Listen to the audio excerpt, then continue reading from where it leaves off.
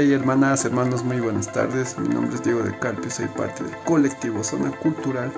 Y bueno, continuando con nuestro ciclo de videoconferencias, hoy tenemos nuevamente la presencia de Martín Ernesto Sarabia, quien nos va a adentrar a lo que es el Hachatata Danzanti. Es un tema muy interesante, también es una danza que lamentablemente se está perdiendo y tal vez modificando por algunos factores. Y bueno, esto también se da a partir del 26 de junio en Achacachi, en una procesión a San Pedro, en una procesión que va a durar una fiesta de 5 días, pero la danza, según Ernesto, se baila 3 días, ¿no? También es considerada como la danza de la muerte. Y bueno, antes de ingresar al tema, conozcamos lo que va a ser un resumen de esto. Y bueno, Martín nos tiene preparado la siguiente introducción.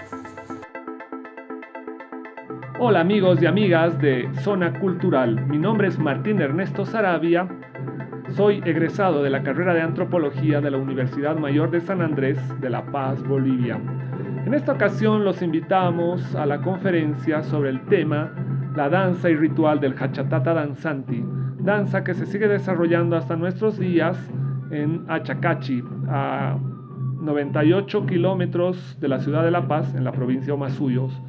En esta oportunidad vamos a tratar de rescatar y revalorizar los aspectos simbólicos de esta danza ancestral de nuestro país, Bolivia.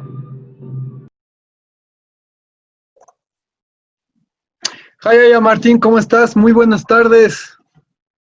Hayay, hermano Diego, muy buenas tardes. ¿Cómo estás, Martín? Ya hemos vuelto a una cuarentena flexible, ya estamos casi saliendo, pero también continuamos con este ciclo de charlas porque hemos tenido buena demanda. Nos ven desde Ecuador, Argentina, Perú, también Chile, y también ya te has hecho conocido, ¿no? Has estado en Ecuador con los amigos de Cátedra en Caleta, y nuevamente tenerte en Zona Cultural es un placer y conocer más, ¿no? Hoy tenemos un tema súper interesante que ya lo hemos hablado otras cámaras, se está perdiendo por algunas cosas que lo vamos a necesitar, es la globalización o otras danzas que están influyendo bastante. Y hoy vamos a hablar sobre el Hachatata Danzanti. Bueno, así es, estimado Diego, vamos a hablar sobre este tema tan interesante que es parte de mi tema de tesis en la carrera de antropología, que lo he venido investigando ya hace mucho tiempo y me toca mucho, digamos, este tema debido a que mi familia, por ejemplo, mi padre creció en Achacachi, mi abuelo vivió muchos años en Achacachi, tenía propiedades allá hace mucho tiempo, y incluso porque él fue profesor en Huarizata, y entonces desde mi niñez siempre hubo esa conexión con Achacachi, ¿no? Ir en la época de junio para la fiesta de San Pedro, encontrarme con la familia, estar con los primos, ahí teníamos la propiedad cerca de la plaza, entonces siempre me he sentido muy familiar con este tema y claro, luego me ha tocado mucho poder investigar desde otra perspectiva, digamos, ¿no? Desde auto observar este contexto en el cual he pasado mucho tiempo de mi vida y no, más que todo estaba tan imbuido, digamos, dentro de lo que era la fiesta, la conexión con la familia, que no, nunca me puse a ver esto y gracias a la antropología me está permitiendo tener ese acercamiento a los significados, digamos, ¿no? Que han existido dentro de esta danza y en esta festividad que es el preste también de San Pedro en Achacachi. ¿Cuándo se efectúa, en qué fecha se efectúa este preste de San Pedro? Es en junio, más o menos a partir del 26 de junio, y el 29 de junio es cuando baila, por ejemplo, el Hachatata Danzanti. Y bueno, es una fiesta larga, ¿no? Yo recuerdo que íbamos con toda la familia, la abuela, los primos, y muchas veces he tenido tíos, gente de mi familia que ha recibido el preste, ¿no? Han sido personas que han recibido y siempre hemos estado ahí. Y claro, para mí ha sido muy emocionante volver el 2017, que fue que volví después de muchos años, y de pronto fui como un oyente, un investigador, fui con mi padre y fue interesante empezar a encontrarnos, ver a mis tíos que estaban bailando, ver a mis tías. Entonces era un reencuentro, ¿no? Con la familia, y me encontré con una tía también que es socióloga y ella me pasó también datos muy interesantes y fue muy, muy lindo, digamos, realmente volver, ¿no?, a este lugar con una mirada diferente. Una pregunta que surge, ¿esta danza es precolonial o postcolonial? Mira, eso lo vamos a ir un poquito desglosando dentro de lo que es la charla que vamos a tener hoy, porque es un tema bastante delicado, ¿no? Entonces yo creo que es importante ir por diferentes partes para poder llegar, digamos, a ese punto en el cual podemos lanzar ciertas referencias que nos van a acercar un poquito más a una probable respuesta a tu pregunta. Ah, súper. Entonces lo vamos a dejar para más después. Entonces, Martín, nuevamente, pucha, agradecerte por tu tiempo, por tu conocimiento y brindarte ese ciclo de charlas para Zona Cultural. Y hay muchas personas que ya te conocen y seguro igual ahorita están atentos. Pueden hacer sus preguntas en el Facebook. Martín también les va a responder. Y bueno, pues te invito por favor a que abras tu presentación. Yo, ya sabes, con mi acuyi te voy a estar acompañando. Me han salido buenas coquitas. Ah, mira. Y así mi quinto, y a ver, pues si ya nos vemos, como ya podemos salir y hacemos una caminata o para más, después también planeamos, ¿no? Lo de Tiwanaku que está pendiente. Allá, ya. Claro que sí. No, pues muchas gracias a ti, estimado Diego, muchas gracias al grupo cultural que realmente puede brindar este espacio para que podamos compartir diferentes investigaciones, conocimientos que tenemos, que es importante divulgarlos. Y bueno, yo acá te voy a acompañar con el matecito. De Ahí. costumbre. Súper. Bueno, entonces vamos a empezar con el tema. Voy a poner mis imágenes.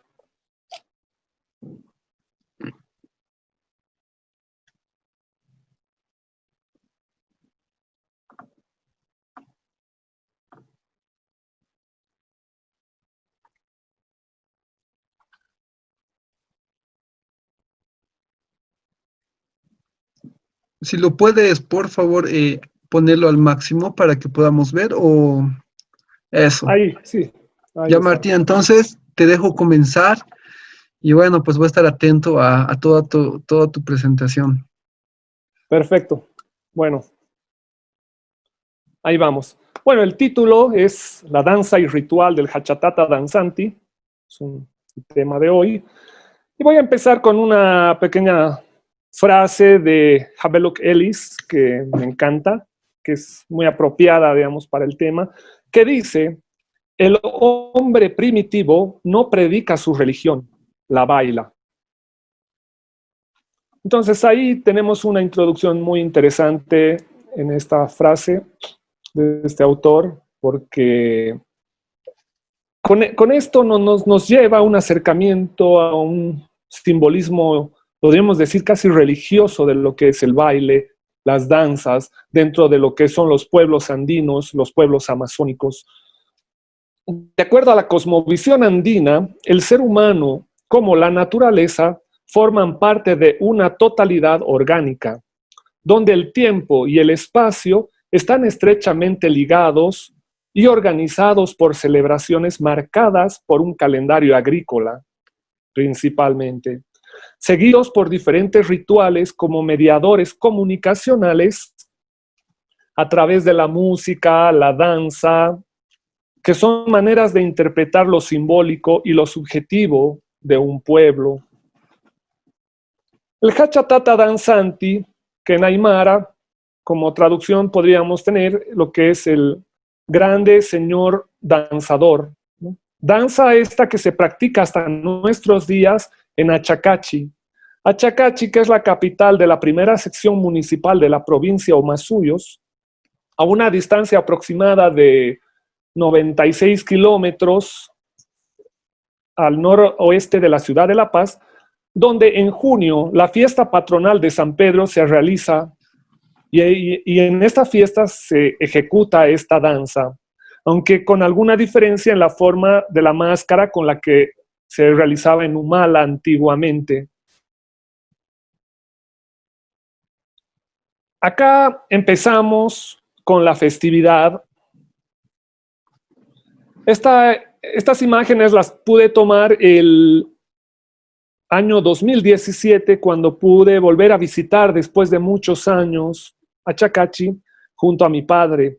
Y claro, yo estaba ahí en una postura también como de investigador, de observador, digamos, haciendo una observación participante, podríamos decir, porque empecé a conectarme. Por ejemplo, acá podemos ver, oh, ay, sí.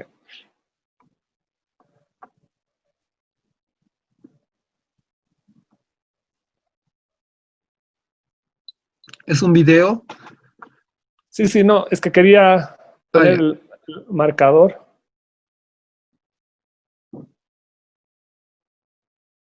Ahí está, con esto. Ahora sí, se ve el marcador, ¿eh? A ver si puedes. Se ha pasado de diapositiva, pero sí se ve el marcador. Ahora sí se ve. Súper.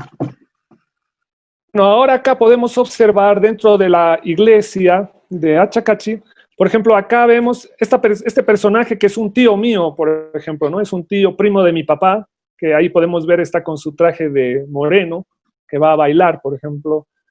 También en la entrada, hay una pequeña entrada, ¿no? Un baile que se realiza donde se presentan diferentes tipos de danzas. Entonces, como decía, esta situación me lleva a ser participante porque empiezo a relacionarme, a saludar a mis tíos, a la familia y volverme de alguna manera parte, digamos, de lo que es este festejo. Entonces, esta danza va a venir luego. Acabamos, primeramente se hace la misa en la mañana del 29, donde visitan todos los pasantes que están acá en la parte de adelante. Acá están algunas tías, tíos, y hay otras personas, digamos, importantes del pueblo de Achacachi que vuelven al pueblo, ¿no? Vienen a visitar desde diferentes lugares de Bolivia, porque claro, muchos ya han emigrado fuera de Achacachi, muchos viven en La Paz, en Santa Cruz, incluso vienen desde Estados Unidos algunas personas para poder oficiar, digamos, este festejo y volver a reencontrarse, ¿no? Entonces acá vemos también un punto de reencuentro en esta festividad. Entonces, pasada esta misa es cuando toda la gente empieza a salir, digamos, de la iglesia, donde vamos a tener esta siguiente parte, donde empieza ya la danza. Y acá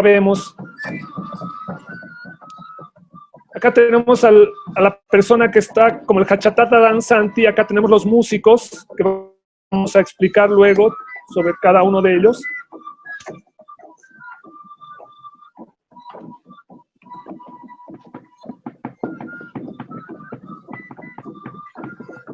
Vemos al cura, por ejemplo, también que está ahí. Ese es un pequeño video. Acá tenemos otros, son pequeños, muy cortos, pero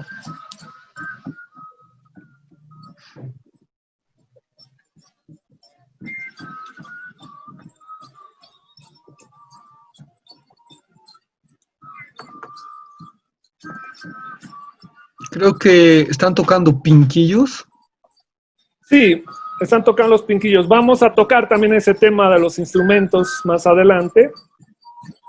Pero acá la cuestión, podemos ver que ya no lleva la máscara, por ejemplo, acá. Y es un chico joven, no muy experimentado, podríamos decir, en el tema de la danza. Pero bueno, antiguamente esta danza se dice que estaba relacionada con la muerte, con la fertilidad y la reproducción. Según Paredes Salazar, un autor, dice, siguiendo la leyenda que describe a este personaje, se cree que el danzante era el hombre ofrendado a los dioses, que debía bailar durante 3 días sin descanso hasta que la muerte lo doblegue.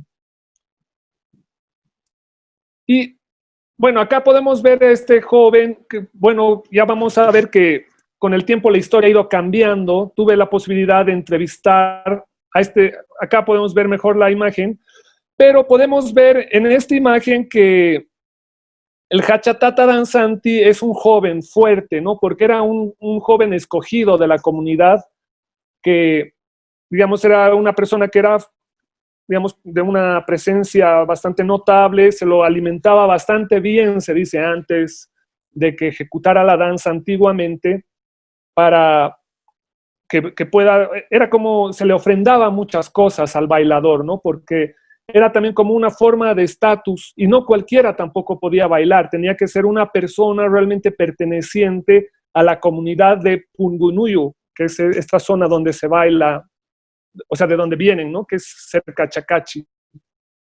Acá vemos a este señor que es el que va a tocar una de las huancaras, ¿no? Que es uno de los instrumentos de percusión que se utilizan dentro de lo que es esta danza.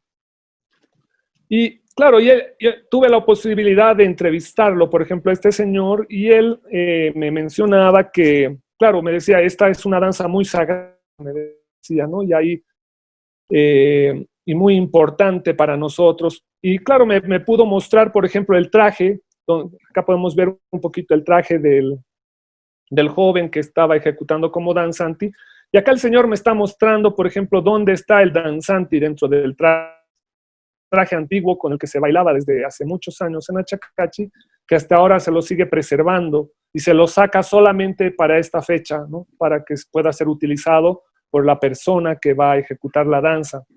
Por ejemplo, acá podemos ver también que en la imagen esta del dibujo, el hachatata danzante antiguamente usaba un pollerín, ¿no? Como una pollera, que lastimosamente el día de hoy ya se puede ver que ya no se lo utiliza más. Podemos ver también acá en la gorra que había antiguamente como unas plumas, y en este lugar había como la cabeza de un sapito, ¿no? Que es otro símbolo muy importante que vamos a hablar más adelante. Entonces, el hachatata danzanti, grande señor danzador, es una tradición que se remonta a la época de la colonia principalmente, por el traje que tiene mucho de español, del siglo XVIII, la monstruosa careta que luce también y el día en que se presenta, que es en diferentes fechas, pero antiguamente también se presentaba, dicen, el Corpus, que estaba muy relacionado con el gigantón español, adoptado después de la Guerra de la Independencia. Entonces, el indio durante la colonia los llamaba hachatata danzanti, también dice a los... ¿Desde cuándo se suprimió las dos palabras en aymara? No se sabe, dice con certeza, porque luego se queda como danzanti simplemente. Entonces, presumiblemente en el advenimiento de la República, que por las nuevas ideas implantadas era contraproducente llamar grande señor, y optaron por dejar solamente el nombre de danzanti. Por otra parte, hubo en un principio una fobia por todo lo que pudiera representar auténticamente a España. Los criollos se privaron también de continuar la costumbre de vestirse así en aquel día y acompañar la procesión. Por eso, por ejemplo, justo leía en algún texto que incluso la introducción del ángel, por ejemplo, el ángel Gabriel, es una forma para que se introduce este personaje dentro de las danzas andinas para que haya cierta aceptación, digamos, dentro de lo que es el contexto español en esa época. Entonces, por ejemplo, el investigador Paredes Iturri propone como una de las primeras referencias sobre el danzante que data del año 1913. Tenemos otra autora, Nilda Núñez del Prado e Ismael Sotomayor, que ellos sin mucho fundamento aseveran que el danzanti es una danza dedicada al sol, pero bueno, eso es lo que ellos proponen dentro de su tesis.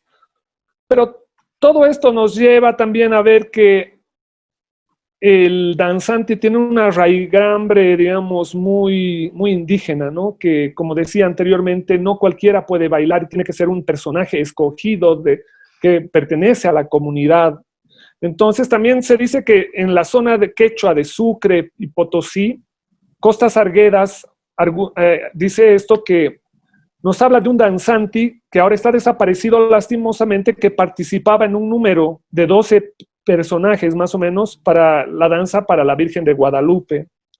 El danzanti tuvo una época de esplendor, se dice, según el folclorista Ismael Sotomayor.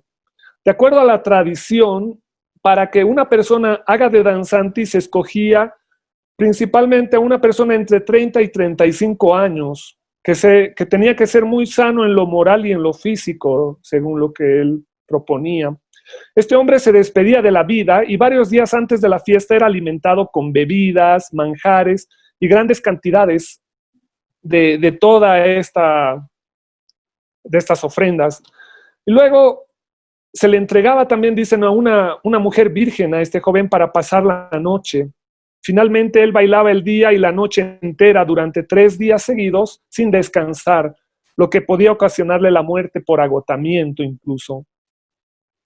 Entonces acá el Hachatata Danzanti en Achacachi es una danza que se practica en el municipio hasta el día de hoy, cada 29 de junio, junto con la fiesta de San Pedro, y es llevada dentro de lo que es el preste y lo que es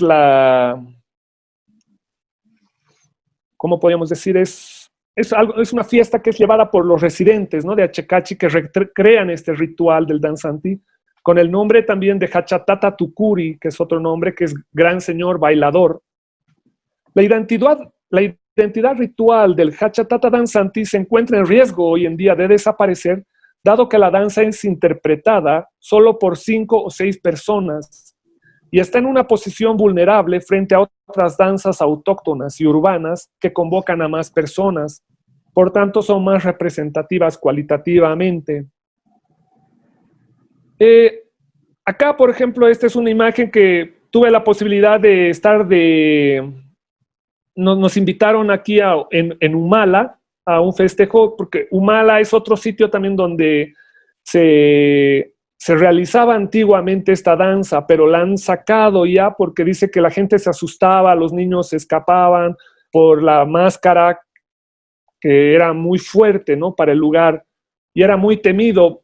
Tuve la posibilidad de entrevistar a alguna gente que me contaron, por ejemplo, que antiguamente en Humala la máscara y el traje del danzanti eran enterrados y solamente se desenterraba para la fecha que se tenía que realizar la danza, ¿no? Entonces, ahí se puede ver, digamos, un simbolismo muy, muy fuerte, ¿no?, de esta danza. Entonces, lastimosamente en Humala se la quitó.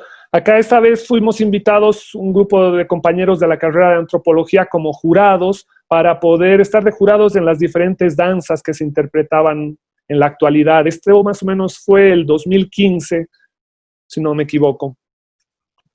Acá vamos recorriendo un poquito sobre lo que son las imágenes, digamos, ¿no?, de lo que es la danza en sí del Hachatata Danzanti, que de acuerdo a la creencia, como decía, tenía que morir, ¿no?, que era una muestra esta de la adaptación original foránea a la concepción aymara, que ya se creía que este sacrificio era por el bienestar colectivo, ¿no?, y la comunidad, para estar a salvo de plagas y sequías y para poder llamar a la lluvia.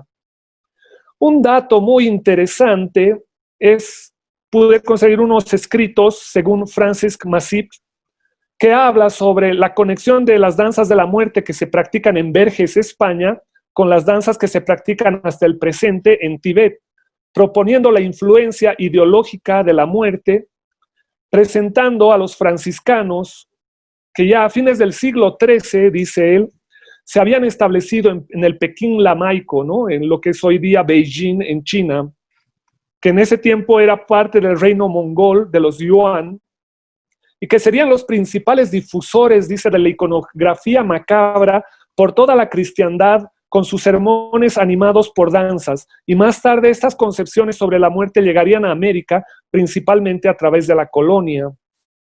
Porque, como mencionaba anteriormente, esta danza está muy relacionada con la danza en España de los gigantones, ¿no?, con unas danzas con unas máscaras grandes. Luego tenemos, para citar al cineasta Jorge Sanginés, que nos presenta en una de las películas, La Nación Clandestina, una posible relación con la muerte y el sacrificio humano, que surgió en conexión con las vilanchas, que es el degüello ritual de auquenidos y otros animales, como una ofrenda a la Pachamama, la Madre Tierra, donde el danzanti baila hasta morir, esperando borrar su pasado y anhelando un renacimiento dentro de la comunidad. El tema de la muerte y la clausura del pasado volverá más claramente, dice, dentro de lo que es esta película. Una persona que cita y hace un análisis muy interesante sobre este tema es Silvia Rivera, sobre esta película La Nación Clandestina, donde ella menciona que es una película de ficción que reflexiona agudamente sobre lo que vendría a ser la naturaleza del tiempo histórico. En este trabajo, Sanginés nos ofrece una lectura del pasado, no como algo muerto y desprovisto de funciones de renovación, sino como un tiempo reversible, es decir, un pasado que puede ser futuro, a través del itinerario del personaje principal, que viene a ser Sebastián Mamani, quien retorna a la comunidad después de haber intentado por años buscarse la vida en la ciudad. La película narra en un montaje paralelo la recuperación de la memoria y el dolor del exilio. Una buena parte del tiempo narrativo nos muestra a Sebastián caminando entre la ciudad y su comunidad en el altiplano, llevando colgada en la espalda una enorme máscara del danzante, que sugestivamente mira hacia atrás, donde acá tendríamos el título de Kipa, como lo menciona Silvia Rivera, es decir, el futuro. Esta máscara le servirá para ejecutar al danzante, un baile ritual de la muerte, con el cual espera reconciliarse con su comunidad, de donde fue expulsado por traición y por sus actos corruptos en la ciudad. Durante el viaje, el protagonista transita desde la atmósfera caótica y violenta de un barrio suburbano de la ciudad de La Paz hacia su familia y su comunidad. A través de sucesivos flashbacks dentro de lo que es la película, Sanginés va reconstruyendo los hechos pasados que condujeron al protagonista a tomar la decisión de morir danzando. En este escenario, la memoria no resulta un acto de nostalgia, sino una liberación y un despertar de la vida alienada en la ciudad, donde por mucho tiempo negó sus orígenes aymaras y se cambió incluso de apellido.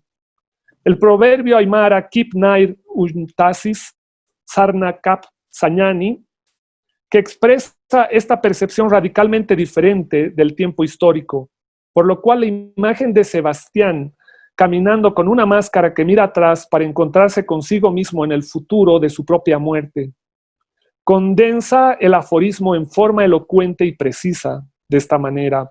La recuperación de la conciencia y el renacimiento que experimenta en el proceso de retorno a la comunidad terminará con una frenética danza en la que morirá, en una suerte de autosacrificio humano, lo que le permitirá reordenar el tiempo y restaurar el ciclo de la vida colectiva. Entonces ahí podemos ver toda esta interpretación sociológica de Sanginés, que es bastante profunda e interesante, ¿no? Entonces vamos a este aforismo que es el Kip Naira, que según Silvia Rivera nos menciona que podría traducirse aproximadamente como un mirando hacia atrás y adelante, al futuro y pasado. Podemos caminar en el presente futuro, aunque sus significados más sutiles se pierden dentro de lo que es la traducción, según lo que menciona. Entonces acá tenemos un tema muy interesante con el Kip Naira, ¿no? Con esta mirada andina, con esta mirada circular, donde rompemos con ese esquema colonial del pensamiento lineal. Acá me lleva un poquito a reflexionar, por ejemplo, este tema de llevar, claro, esta parte de cómo lleva la máscara mirando hacia atrás, ¿no? Y dice, está mirando al futuro, porque para el hombre andino el futuro está atrás, no está adelante como supuestamente nos han impuesto en la educación colonial. Y es lo mismo que sucede con la mujer andina, por ejemplo, cuando carga al bebé en el aguayo, lo está cargando en la espalda, pero ese niño es el futuro, es un ser que está en proceso de desarrollo, que va a crecer y va a ir hacia el futuro, pero sin embargo está en las espaldas de la mujer, ¿no? Que ahí podemos ver de una manera muy interesante este simbolismo, ¿no? Cómo se va manifestando de diferentes formas para el ser andino, en el cargar incluso de un bebé. Entonces, este es un tema muy, muy interesante, digamos, que podemos ver y nos lleva a reflexionar también sobre lo que vendría a ser la muerte para el ser andino, ¿no? Como decía, es un momento de reunificarse, de reordenar, ¿no?, el tiempo, reordenar el espacio-tiempo y volver, es un volver. La muerte en sí sería un volver a casa desde un pensamiento andino. Y por eso se puede ver que existen diferentes tipos de rituales muy interesantes. Hay una película que invito a muchos a ver, que la pueden encontrar en YouTube hoy en día, que se llama Ajayu, que es una pequeña película de 30 minutos, 26 minutos de Ormachea, y fue hecha también por el señor Cajías, que es el papá de un amigo de Diego, justamente, y ahí nos relata un poquito sobre el proceso ritual, digamos, de todo lo que viene a ser la muerte y la significación dentro de lo que es el pensamiento andino. Acá, volviendo a Hachatata Danzanti, vemos, por ejemplo, la imagen de la máscara, que es un sapo, y dentro del pensamiento andino es conocido como el Hampatu. Entonces, el sapo está muy relacionado con los ritos del agua, ¿no? Es un ser del agua. Y es interesante, digamos, esa relación que tiene con el preste, que es para San Pedro, ¿no? Porque, como sabemos, San Pedro también es un santo que está relacionado con el agua, ¿no? Es un santo de los pescadores. Entonces ahí vemos esa conexión muy interesante, digamos, ¿no?, que tiene el sapo acá. Ya claro, acá mismo en la imagen ya podemos ver que este es un sapo grande, pero acá también vemos otro sapo dentro de la misma imagen. Bueno, el sapo, el culto a los sapos es muy interesante dentro del pensamiento andino, porque tuve la posibilidad también de ver esto en la Isla del Sol. Hace muchos años visité, y ese tiempo no estaba incursionando todavía en la investigación, pero bueno, la investigación es algo innato que siempre vamos a estar conectados, consciente o inconscientemente, ¿no?, en esa búsqueda perpetua, digamos, del conocimiento de nosotros mismos. Y entonces en esa visita conocí a un señor ahí en Chayapampa, en la zona norte de la Isla del Sol, y me llevó don Félix, y me llevó a una parte de arriba donde ellos realizaban unos rituales con unos sapitos pequeños, ¿no?, que ellos llevaban desde el lago para ofrendar en esta piedra en cierta fecha los sapitos para poder llamar la lluvia, ¿no? Entonces ahí vemos cómo se permea el simbolismo, digamos, del sapo en los diferentes rituales andinos que tenemos, y cómo está representado dentro de lo que viene a ser la imagen del Hachatata Danzanti, que es el sapo, ¿no? Entonces es muy interesante, digamos, esa fuente, digamos. Luego pude entrevistar también a un antropólogo, Pedro Velasco, que me cuenta que conoció en Achacacha a la persona también que realizaba la danza antiguamente, que lo hizo por muchos años y sin morir, y tuvo que retirarse por la edad, dejando el puesto a otra persona.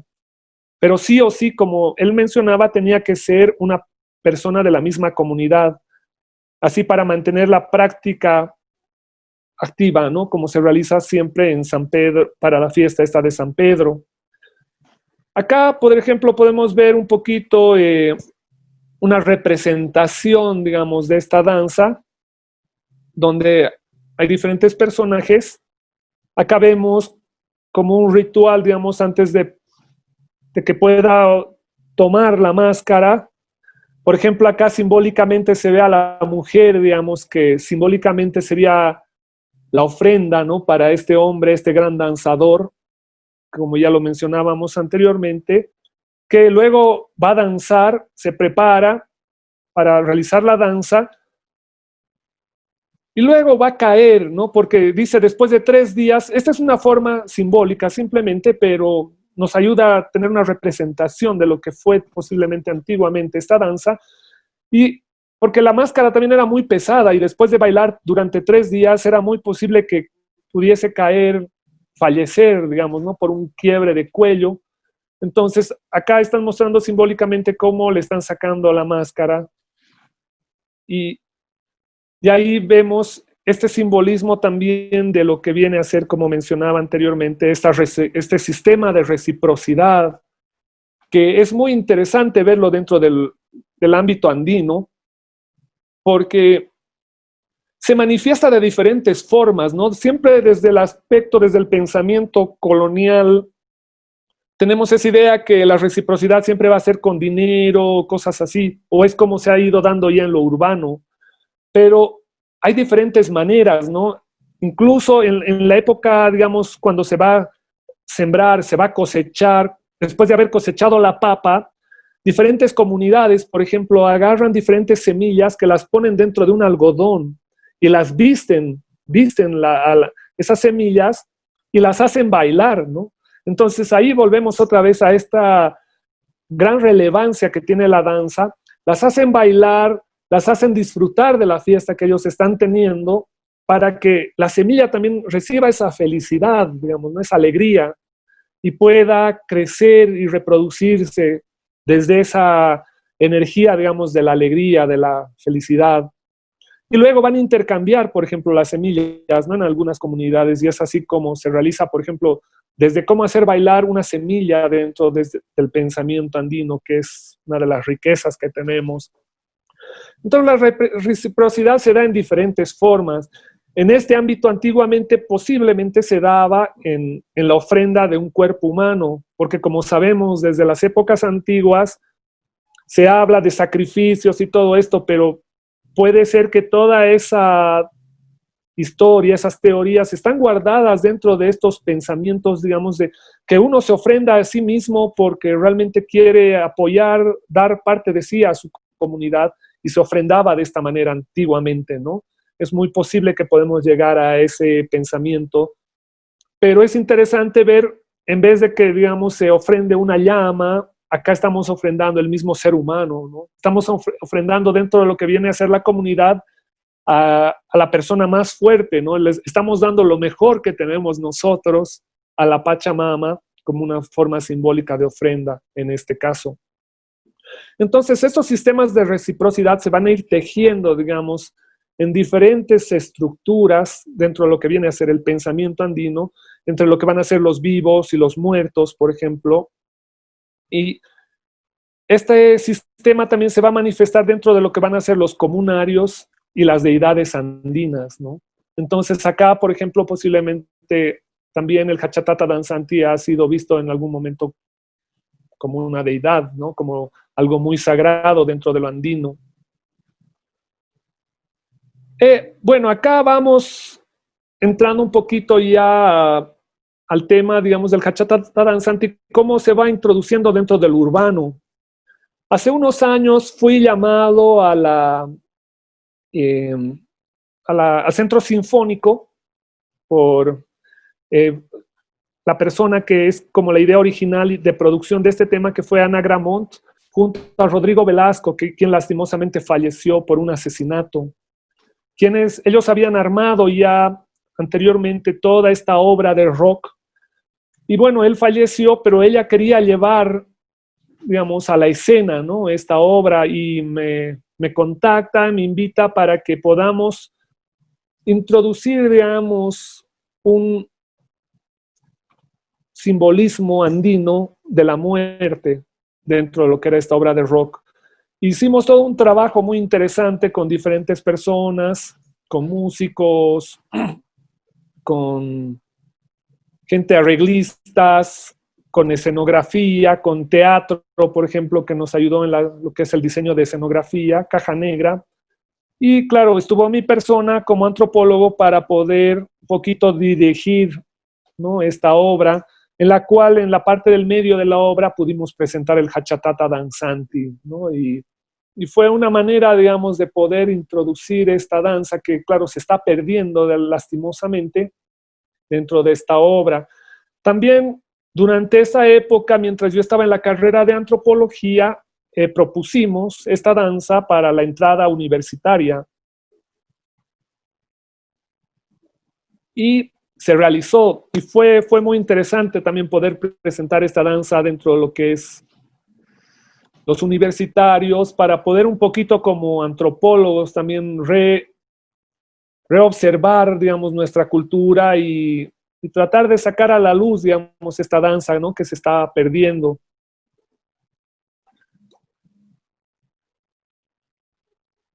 Por ahí se me...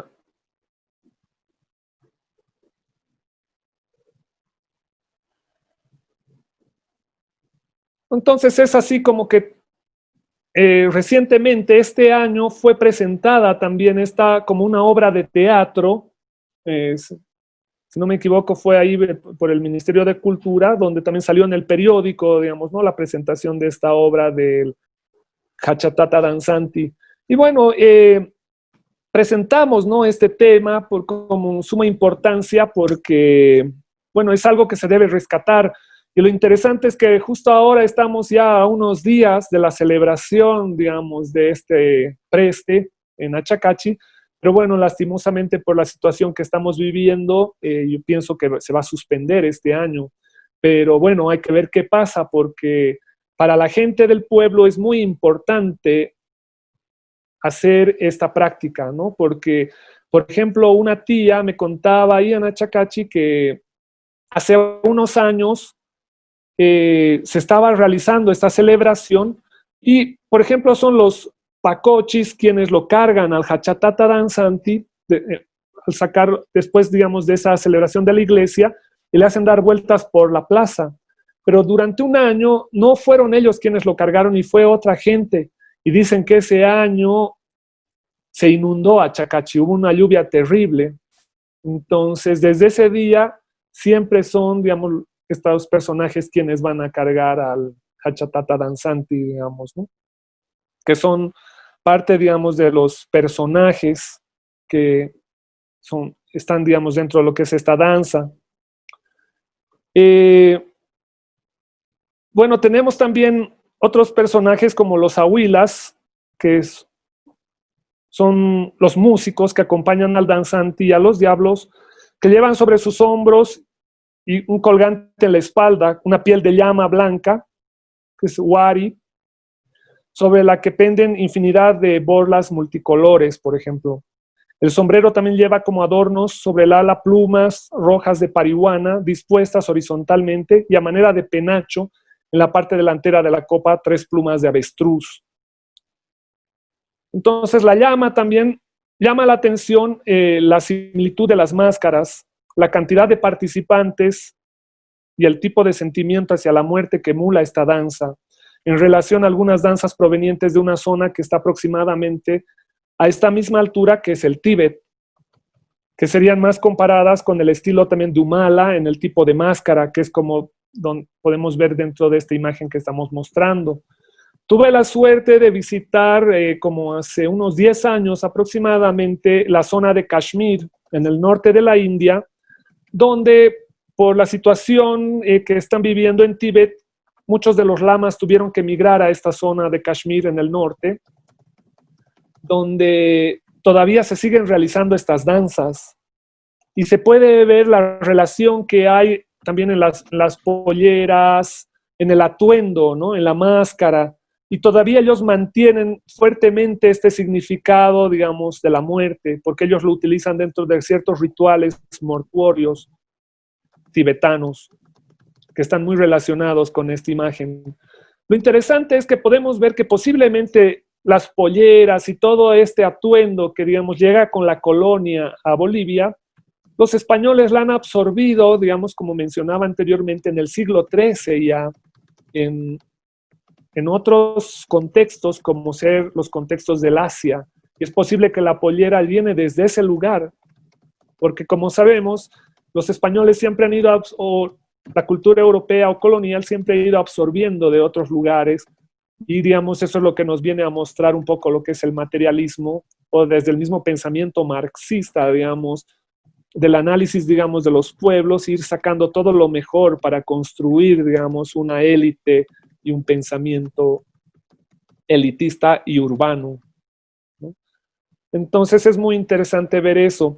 Otra cosa también que es muy importante es los instrumentos musicales en esta danza, ya que son muy pocos, ya incluso los personajes son muy pocos, como lo mencionaba. Los instrumentos que se usan son los pinquillos de dimensiones que no son mayores a 0.62 de largo, por ejemplo, y son pinquillos solamente de 2 agujeros, ¿no?, que son especiales para tocar en ciertas fechas, porque vemos que la música es muy importante dentro del sistema andino, porque hay ciertos tipos de instrumentos que se tocan en ciertas fechas y hay ciertos tipos de instrumentos que no se pueden tocar en otras fechas, ¿no? Porque hay instrumentos para la época del tiempo seco, para instrumentos para el tiempo de la lluvia. Y es muy interesante también tocar este tema porque para los andinos incluso el instrumento también adquiere un alma, una hayu, ¿no? Porque en algún momento Sergio Prudencio, por ejemplo, en una investigación, él habla sobre las tarcas, que antes de ser tocadas, las llevan a la montaña, al cerro, para que pasen la noche ahí. Entonces va a entrar esa humedad de la noche, ese espíritu de la naturaleza que se va a apoderar del instrumento, y al otro día van a ir a recoger en la mañana los instrumentos, cosa de que los instrumentos van a absorber el espíritu de la naturaleza que se va a proyectar a través, digamos, del aliento que le va a dar el ser humano. Porque si no, dicen muchas veces, si se tocan las tarcas directamente, no van a estar bien afinadas, ¿no? Entonces es muy interesante ver esta relación que tenemos los andinos con la naturaleza y con la música como mediador, ¿no? Entre estos dos planos.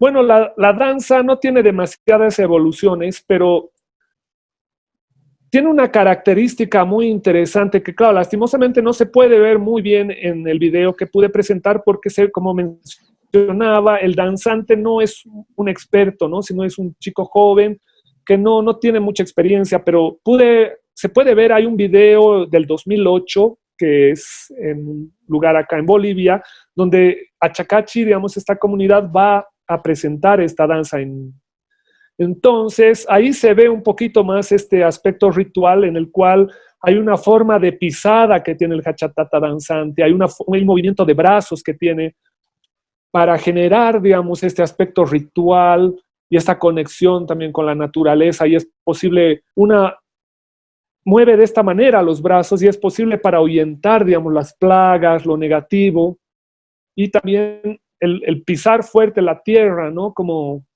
pidiéndole a la tierra, digamos, que nos pueda dar una buena producción. Podría ser una semejanza simbólica que se le puede dar a este tema. Entonces, bueno, como podemos ver, este tema de la danza dentro de lo que es lo andino, de los pueblos prehispánicos incluso, siempre ha tenido un gran rigor simbólico y hasta el día de hoy tiene ese poder dentro de lo que es el preste y el poder económico. Por ejemplo, Nico Tassi cita un tema muy interesante, cómo nuestros circuitos económicos también se están ampliando. Hace una relación, por ejemplo, este autor de un personaje boliviano que se casa con una ciudadana china. Luego, esta pareja, después de casarse, van hasta China y compran telas. Estas telas las envían a Brasil, donde está, por ejemplo, la hermana de este ciudadano. Luego mandan otras telas a Argentina, donde está otra de sus hermanas, para producir en sus talleres. Y en sus talleres, por ejemplo, van a estar trabajando los ahijados, gente de sus comunidades que se los han llevado a estos lugares para producir ropa y diferentes tipos de prendas.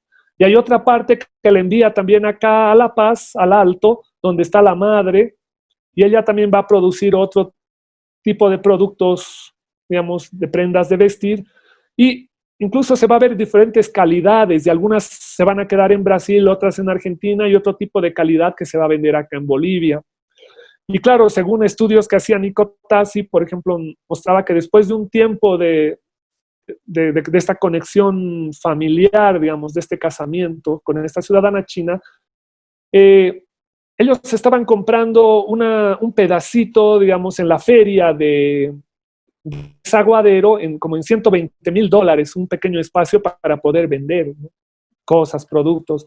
Entonces ahí va mostrando, digamos, todo este crecimiento económico que se ha ido dando dentro de lo que es el espacio andino. Y lo más interesante es que él cita que después de un tiempo viene el momento del baile, ¿no? Porque, por ejemplo, la morenada es uno de los bailes más importantes que tenemos para mostrar un poquito la riqueza, digamos, que se puede tener en determinados grupos. Y esta mujer ciudadana china va a bailar. Entonces, es como, hay un texto, ¿no?, de un autor boliviano que dice, no se baila así nomás, ¿no? Entonces, para bailar incluso hay que tener un estatus. Y esta ciudadana china, al casarse con este ciudadano boliviano, que es un comerciante y tiene un estatus dentro de ese circuito de comerciantes, va a mostrar ese estatus dentro de lo que es la danza, ¿no? Y van a representar ese estatus simbólicamente en este contexto. Entonces es muy interesante ver, digamos, todos estos sistemas que se han ido desarrollando desde épocas antiguas hasta el día de hoy. Bueno, hoy en día la importancia del Hachatata Danzanti tiene todo un aspecto más que todo ritual y principalmente relacionado con lo que es la muerte, como habíamos mencionado. Mejor dicho, podríamos decir la transformación, que hoy en día se encuentra en el riesgo de desaparecer. Y si podemos ver, digamos, hoy en día es de suma importancia tratar de rescatar, digamos, estas danzas antiguas que han tenido mucha preponderancia y más en la situación que estamos viviendo hoy en día, ¿no? Que es un momento en el cual tenemos que tratar de transformarnos, digamos, de reactivarnos como una sociedad, como una cultura, que es la cultura boliviana, que muchos países podemos ver que son muy adelantados económicamente y en diferentes aspectos, pero algo que nos caracteriza a Bolivia es nuestra riqueza cultural. Y pienso que es ahí donde hoy en día como bolivianos tenemos que pisar fuerte, ¿no? Pisar fuerte como lo hace el Hachatata Danzanti en la danza para revalorizar esos aspectos antiguos, tradicionales de nuestros pueblos y llevarlos a flote y mostrar esa riqueza que va a ser lo único que nos va a poder ayudar a sobrellevar los momentos más difíciles y catastróficos. Es muy posible dentro desde un pensamiento muy simbólico desde lo andino que todas estas pestes también nos están llegando debido a que hemos perdido esa conexión, hemos perdido ya, estamos perdiendo estos rituales antiguos que teníamos y lo importante va a ser poder revalorizarlos. Hay algunos autores que mencionan que hoy en día, de acuerdo a la situación que estamos pasando con este virus, estamos perdiendo poco a poco los rituales incluso de la muerte, ¿no? Porque es muy duro, la muerte se ha vuelto algo que está a nuestro lado, está bailando con nosotros, pero también es algo que lo estamos negando. Y esa negación surge a través de la pérdida de nuestros rituales, porque el ritual siempre va a ser como un medio comunicador para poder sobrellevar estos momentos tan complicados, ¿no? Entonces ahí es cuando surge, por ejemplo, esta danza, por ejemplo, de poder darle un matiz a ese momento tan duro y tan difícil que es la muerte, ¿no? Entonces, para mí es de suma importancia, más en este momento, agradezco mucho a tu programa para poder dar cobertura a este tipo de temas y es un gran mensaje, yo creo, tanto para Bolivia como para la humanidad, que viene desde las entrañas, digamos, de nuestra tierra y proyectar esta cultura y que se pueda revalorizar hoy en día más que nunca nuestras danzas y nuestros valores culturales. Juan Martín, estaba súper interesante. Creo que muchos ya hemos aprendido sobre el Hachatata Danzanti. Y algo que surge, también he visto que has dado una conferencia en Ecuador sobre el tema de la muerte, ¿no? ¿Cómo vos visibilizas la muerte en el mundo andino desde tu perspectiva antropológica, considerando que, mira, hay una persona que ha sido elegida y que va a tener que bailar 3 días hasta morir, ¿no? Hoy en día muchos temen a la muerte, les da miedo a la muerte, piensan que la muerte es el final y hasta ahí llegó. Pero ¿cómo ves vos la muerte desde un mundo, en el mundo andino desde tu perspectiva antropológica? Eh, bueno, mira, es muy buena tu pregunta.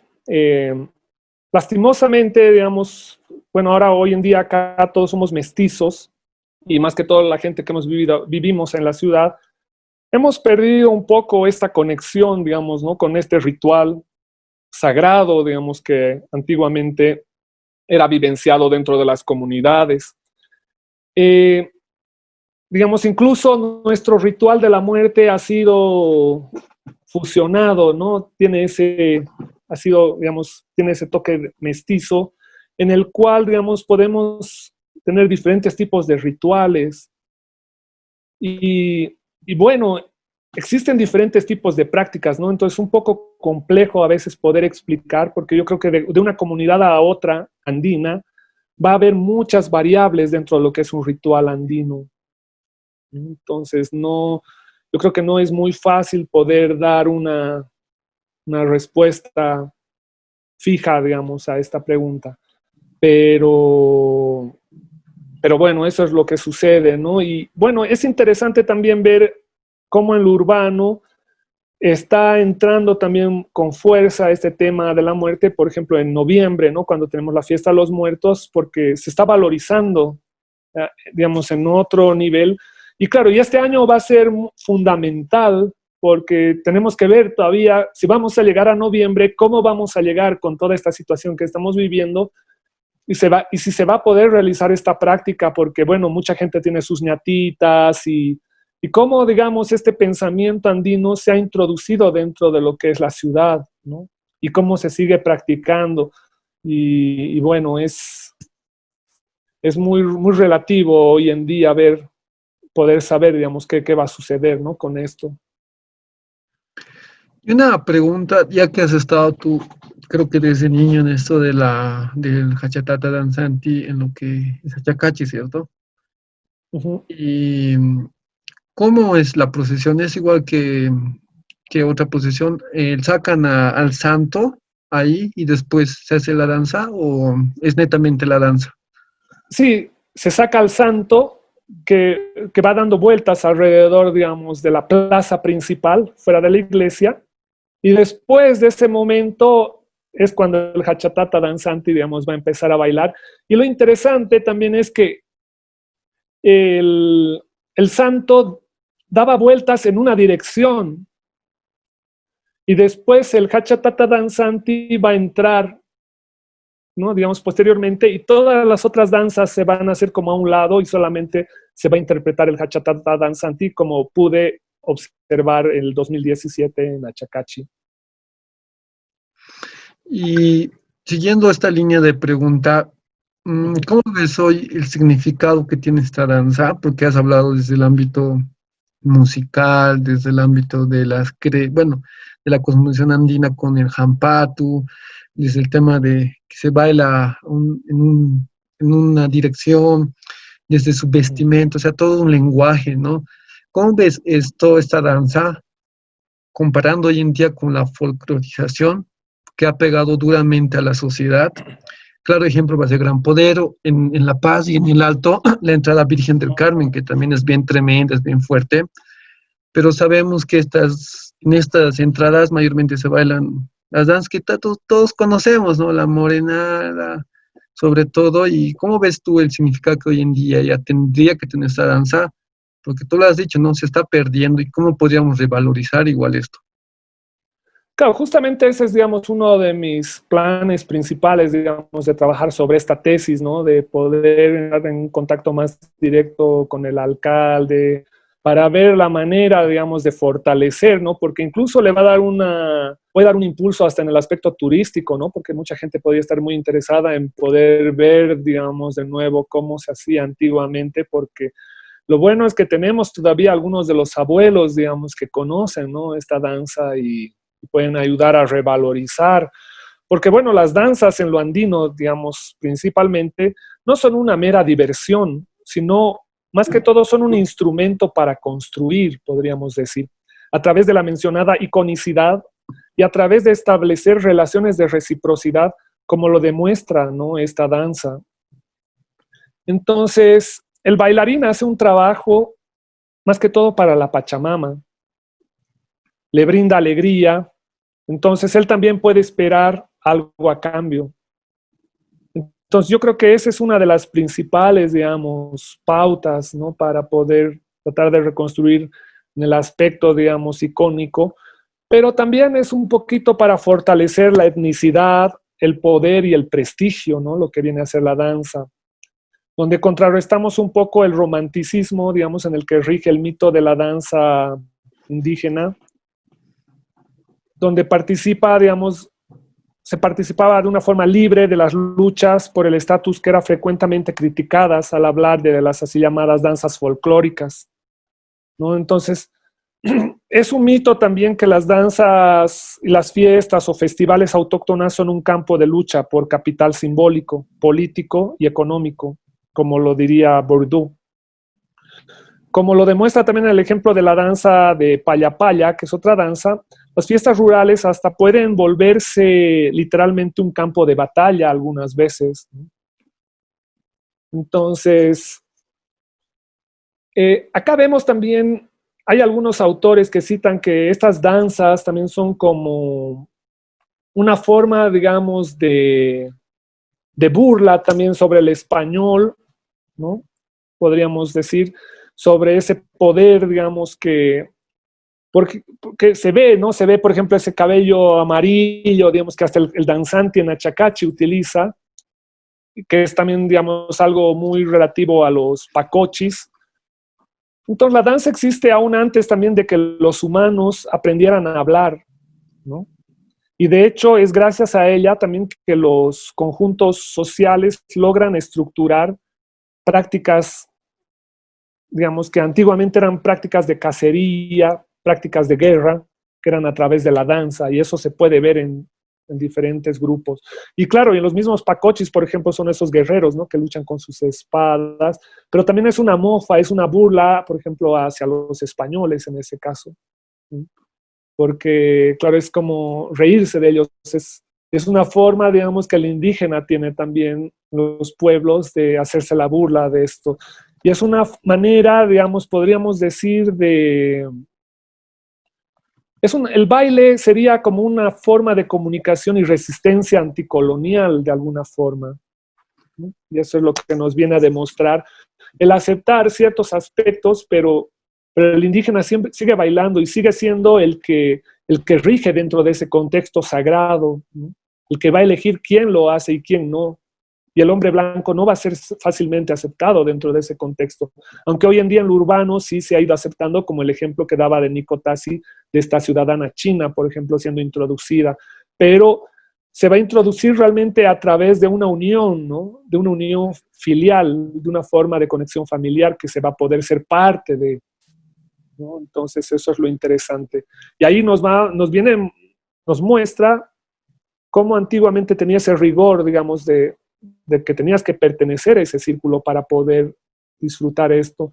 Bueno, es una lástima, como decía, digamos, que se está perdiendo, y más por este tipo de danzas, porque en la morenada incluso entran los Guinness Record por la cantidad de gente que tiene, pero bueno, lastimosamente en el Hachatata Danzanti son muy pocos los personajes, ¿no? Que cualitativamente dan menos rigor de fuerza y se puede perder muy fácil incluso dentro de lo que es una entrada, ¿no? Sonoramente, incluso hablando.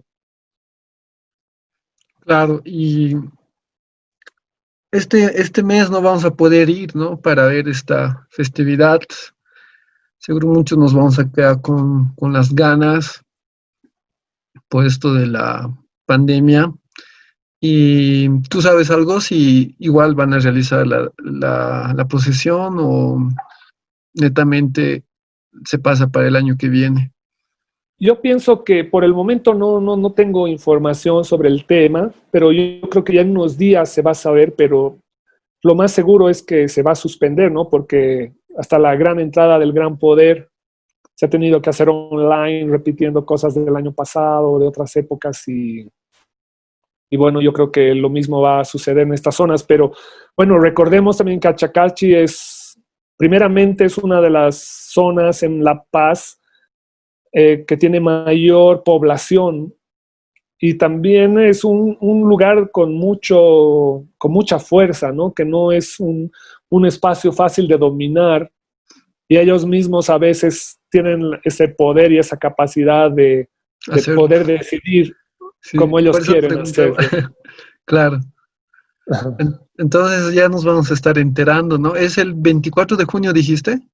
Sí, esa es la fecha que empieza, pero si queremos ver esta danza, se ejecuta el 29 de junio. 29 de junio. Y hay aparte otros, bueno, nos has recomendado una película, ¿no? Que es Nación Clandestina. Y hay otros Sí, de Jorge trabajos Sanginés.